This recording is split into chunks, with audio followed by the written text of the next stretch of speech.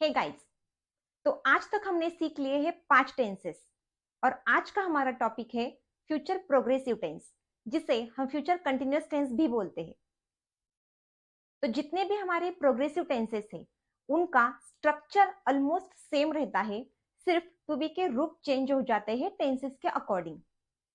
तो चलिए देखते हैं हमारा फ्यूचर प्रोग्रेसिव टेंस का स्ट्रक्चर या फॉर्मेट क्या होता है। तो हमारा फॉर्मेट है subject plus shall be will be plus V1 ING plus object.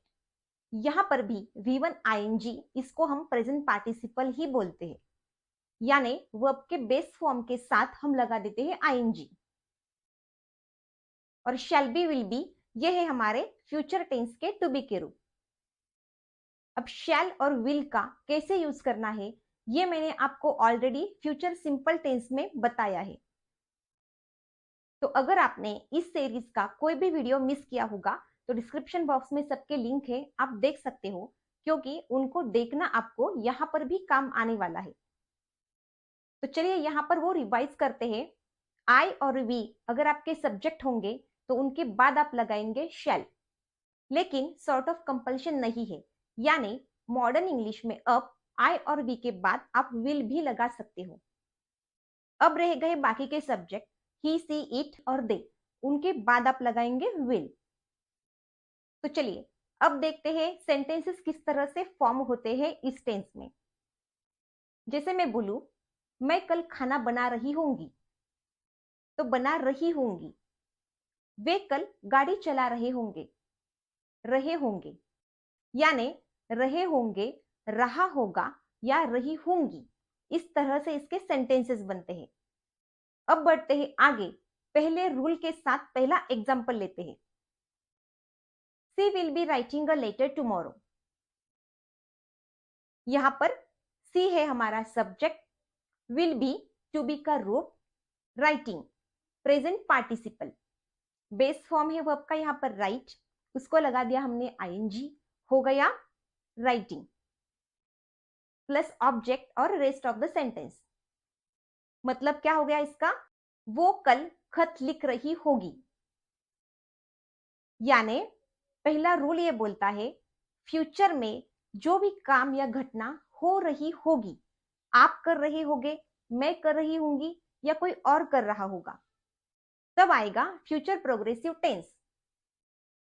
अब यहां पर हमें कंफ्यूज नहीं होना है कि फ्यूचर सिंपल टेंस आएगा या फ्यूचर प्रोग्रेसिव, क्योंकि यहां पर फ्यूचर में जो भी हो रहा होगा यानी कुछ टाइम तक वो कंटिन्यू रहेगा, तब हम यूज करेंगे फ्यूचर कंटिन्यूअस टेंस यानी फ्यूचर प्रोग्रेसिव टेंस।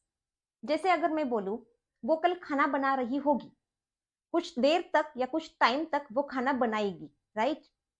वो कल खत लिख रही होगी, कुछ देर तक वो खत लिखेगी, यानी जो भी कुछ देर तक कंटिन्यू रहने वाला है, तब हम यूज करते हैं ये वाला टेंस।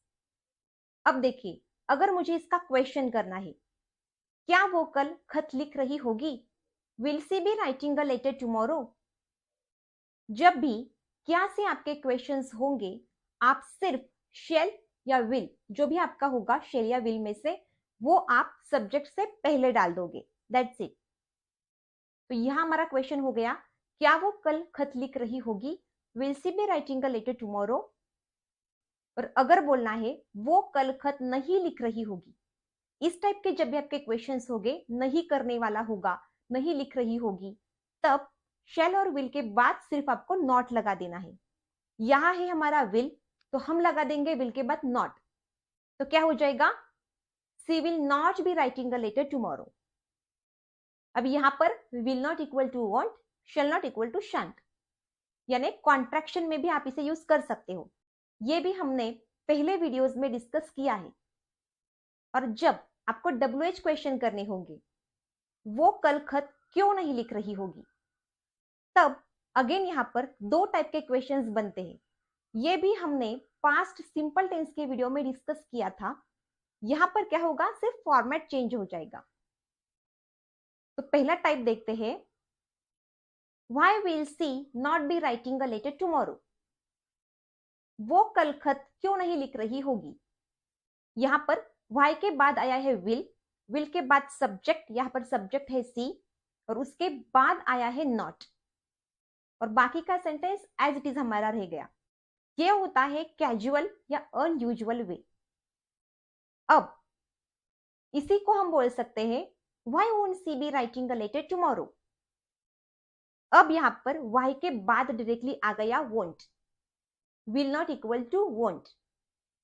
जब आप कॉन्ट्रैक्शन का यूज करने वाले हो, यहां पर will not equal to won't का हम यूज कर रहे हैं, तो सब्जेक्ट से पहले उसे डालेंगे और बाकी का सेंटेंस एज इट इज रखेंगे।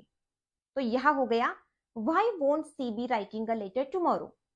मतलब वही है, वो कल खत क्यों नहीं लिख रही होगी। ये सेकंड वाला जो एग्जाम्पल हमने देखा, इसे बोलते हैं मोर कॉन्वर्सेशनल क्वेश्चन।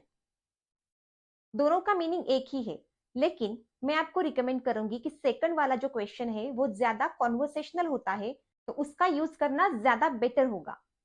तो अब तक हमारा हो गया है स्ट्रक्चर, सेंटेंसेस किस तरह से फॉर्म होते हैं यानी उनकी पहचान। पहला रूल भी हमने समझ लिया एग्जाम्पल के साथ, और देख लिया हमने कुछ क्वेश्चंस और नेगेटिव सेंटेंसेस। अब देखते हैं हमारा अगला रूल। जो भी फ्यूचर में आपने प्लान किया है और फिक्स्ड एक्शन है जो फ्यूचर में आप करने वाले होंगे प्लान करके, तब भी आएगा फ्यूचर प्रोग्रेसिव टेंस। चलिए देखते हैं example. I shall be staying here till next week. मैं अगले हफ्ते तक यहां रह रही होंगी या रहूंगी। अब यहां पर Hindi to English word to word हम ट्रांसलेट नहीं करते हैं, इसलिए रह रही होंगी या रहूंगी भी आप यहाँ पर बोल सकते हो। अगले हफ्ते तक यानी अब से लेकर अगले हफ्ते तक, मतलब कुछ देर तक ये क्रिया कंटिन्यू रहने वाली है, और जो कि प्लान्ड है, फिक्स्ड एक्शन है जो फ्यूचर में मैं करने वाली हूं। तब आ गया हमारा अगेन फ्यूचर प्रोग्रेसिव टेंस। अब अगला जो रूल है वो हमने देखा है पास्ट प्रोग्रेसिव टेंस में भी, यहां पर भी वो लागू होता है। वो रूल यह है कि फ्यूचर में दो या दो से ज्यादा काम एक साथ हो रहे होंगे, तब हम यूज करेंगे ये वाला टेंस। ये सेम रूल पास्ट प्रोग्रेसिव में भी हमने देखा है। उसमें क्या था, पास्ट में दो या दो से ज्यादा काम जो एक साथ हो रहे होंगे तब वो वाला टेंस था, और जब फ्यूचर में दो या दो से ज्यादा काम एक साथ हो रहे होंगे तब हम यूज करेंगे फ्यूचर प्रोग्रेसिव। तो वही वाला एग्जाम्पल यहां पर मैं ले रही हूं। She will be dancing and I will be singing. वो नाच रही होगी और मैं गा रही होंगी। एक ही साथ दो काम हो रहे होंगे, तो ये था हमारा थर्ड रूल। अब जो फोर्थ रूल मैं आपको बताने वाली हूं, ये रूल भी हमने पहले भी देखा है सिंपल फ्यूचर टेंस में। इसीलिए मैंने आपको बोला कि टेंसेस की सीरीज के अगर आप सारे वीडियोस देखेंगे तो आपको आगे वाले टेंसेस को समझना इजी हो जाएगा।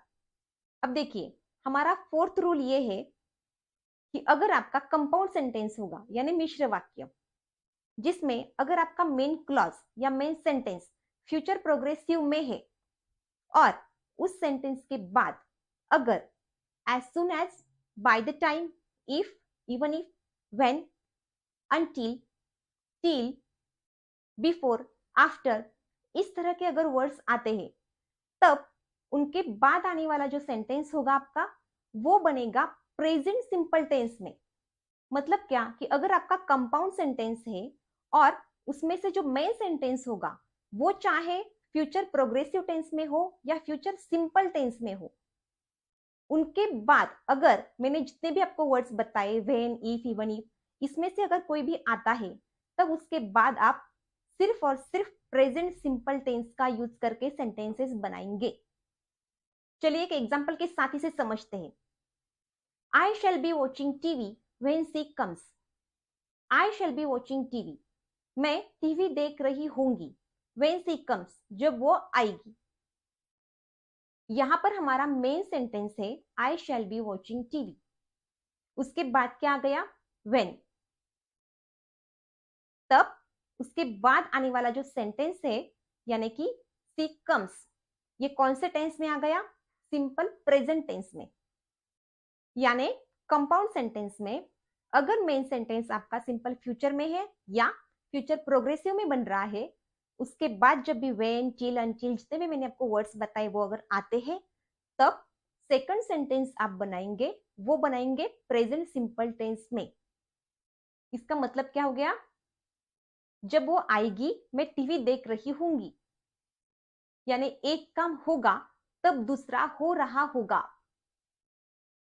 ये हो गए हमारे फ्यूचर प्रोग्रेसिव टेंस के रूल्स। आई होप आपको फ्यूचर प्रोग्रेसिव टेंस बहुत अच्छे से समझ में आ गया होगा। मैं फिर से आपको बताना चाहूंगी कि आप टेंसेस की सीरीज के सारे वीडियो जरूर देखो, क्योंकि सारे रूल्स समझना बहुत ज्यादा इंपॉर्टेंट होता है, ताकि हमारा बात करते टाइम या कुछ लिखते टाइम कंफ्यूजन ना हो। कॉम्पिटिटिव एग्जाम में ज्यादातर इस तरह के सेंटेंसेस दिए जाते हैं और कुछ ऑप्शंस दिए जाते हैं जहां पर लोग कंफ्यूज हो जाते हैं। तब अगर आपने रूल्स को बहुत अच्छे से समझा हो और डिफरेंशिएट करके स्टडी किया हो, तब आपका कंफ्यूजन नहीं हो सकता। तो आई होप आपको ये वीडियो अच्छी लगी होगी। अगर वीडियो अच्छी लगी है तो लाइक और शेयर जरूर करना और चैनल को सब्सक्राइब जरूर करना। तो मिलते हैं नेक्स्ट वीडियो में नेक्स्ट टेंस के साथ।